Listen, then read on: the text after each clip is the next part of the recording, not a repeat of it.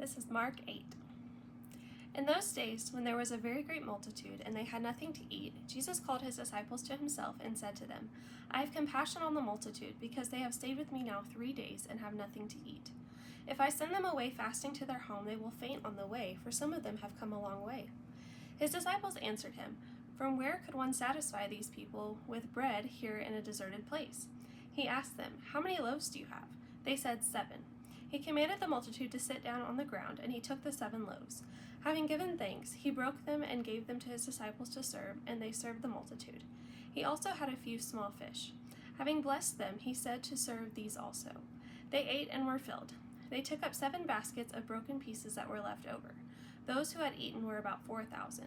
Then he sent them away. Immediately he entered into the boat with his disciples and came to the region of Dalmanutha. The Pharisees came out and began to question him, seeking from him a sign from heaven and testing him. He sighed deeply in his spirit and said, Why does this generation seek a sign?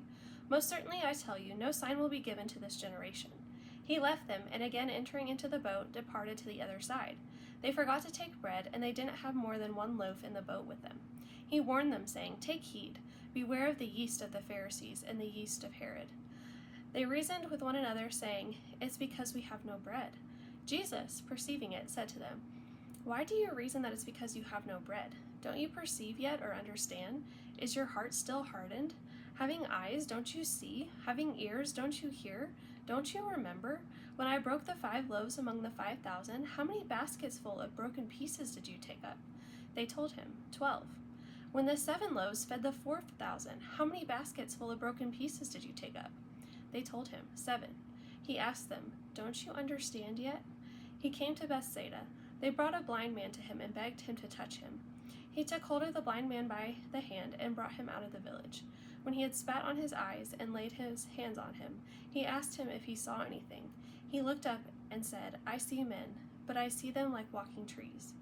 Then again he laid his hands on his eyes. He looked intently and was restored, and saw everyone clearly. He sent him away to his house, saying, Don't enter into the village, nor tell anyone in the village. Jesus went out with his disciples into the villages of Caesarea Philippi. On the way he asked his disciples, Who do men say that I am? They told him, John the Baptizer, and others say Elijah, but others one of the prophets. He said to them, But who do you say that I am?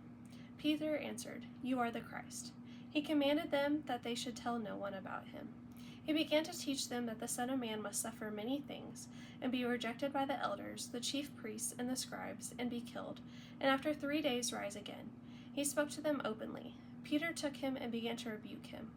But he, turning around, and seeing his disciples, rebuked Peter, and said, Get behind me, Satan, for you have in mind not the things of God, but the things of men. He called the multitude to himself with his disciples, and said to them, Whoever wants to come after me, let him deny himself and take up his cross and follow me. For whoever wants to save his life will lose it, and whoever will lose his life for my sake and the sake of the good news will save it.